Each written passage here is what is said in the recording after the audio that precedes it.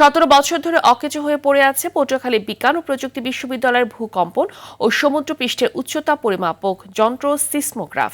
দায়িত্বপ্রাপ্ত কর্মকর্তা না থাকায় এবং প্রয়োজনীয় যন্ত্রাংশ না পাওয়ায় বর্তমানে ব্যবহার অনুপযোগী যন্ত্রটি। প্রয়োজনীয় যন্ত্র ও যন্ত্রাংশের চেয়ে মন্ত্রণালয়ে চিঠি দেওয়া হয়েছে বলে জানায় বিশ্ববিদ্যালয়ের উপাচার্য। পটুয়াখালী প্রতিনিধি মুফতি সালাউদ্দিনের পাঠানো তথ্যচিত্রে বিস্তারিত জানাচ্ছেন সাকিব আল হাসান।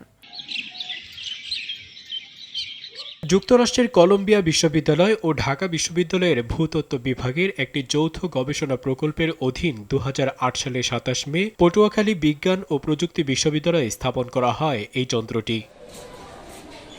ভূগর্ভস্থ তথ্য উপাত্ত বিশ্লেষণের মাধ্যমে ভূকম্পনের পরিমাপ নির্ণয় ও সমুদ্র পৃষ্ঠ থেকে ভূমির অবস্থান উঁচু নিচু হচ্ছে কিনা তা জানতে ব্যবহৃত হতো এই যন্ত্র। কিন্তু সম্প্রতি চলতি বছরে রাজধানী সহ সারা দেশে 5.4 থেকে 7 মাত্রার ভূকম্পন অনুভূত হলে যন্ত্রটি কোনো তথ্য দিতে না পারলে প্রশ্ন আসে এর কার্যকারিতা নিয়ে।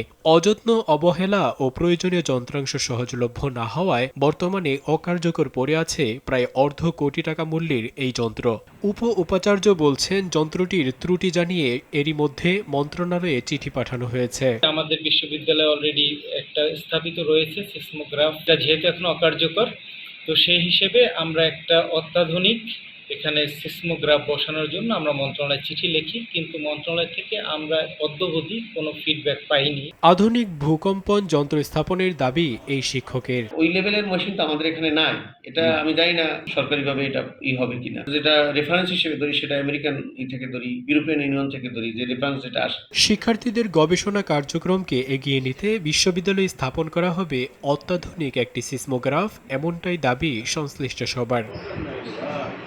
সাকিব আল হাসান, RTV।